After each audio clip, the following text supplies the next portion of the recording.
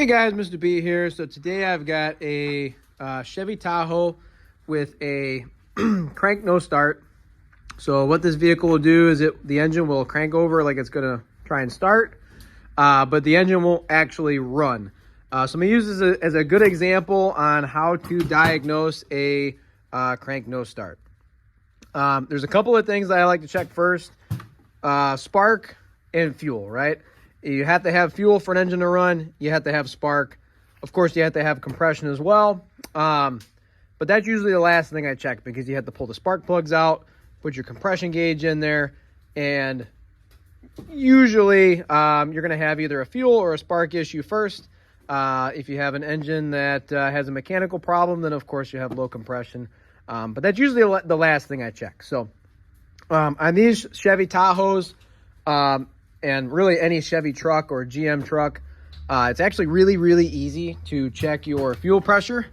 There's a fuel pressure port right there, that little Schrader valve tool. You can actually go ahead and hook up a fuel gauge to that. You can also push in on that Schrader valve. I'll show you guys what this vehicle is doing before I go ahead and do that test, because I do want to prime the pump if it is working. Go ahead and try and start it. All right, engine cranks over, starter's working, battery's charged, but it doesn't actually want to start, okay?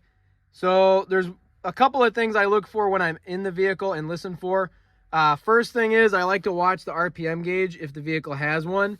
If that RPM gauge starts to move up a little bit, that tells you that the crankshaft position sensor is most likely working, which means you most likely have spark. So I'm going to watch that gauge real quick.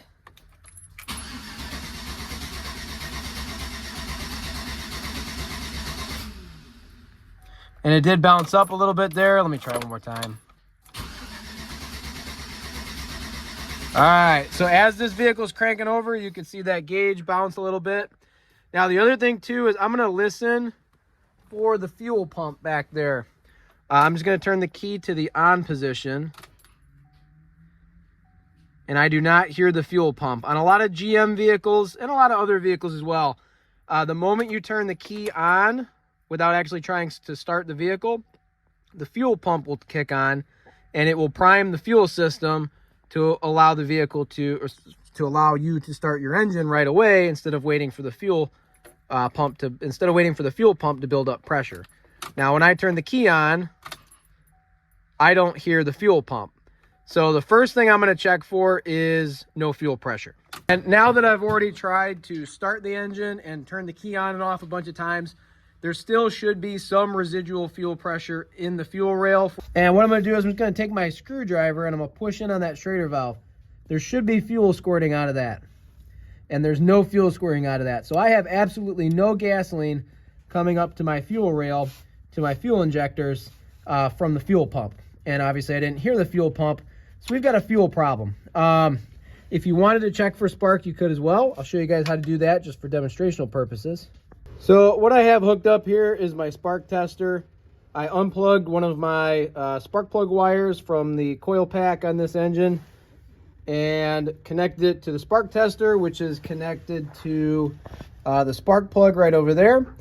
You could technically do this with an old spark plug or one of the older spark testers where you ground it out straight to something solid metal like the block or the alternator or bracketry of some sort, or even run your own jumper wire to give you a ground. But this spark tester is nice because you can just hook it up to that spark plug, and if we have spark, that tester down there will light up when we try and crank it over.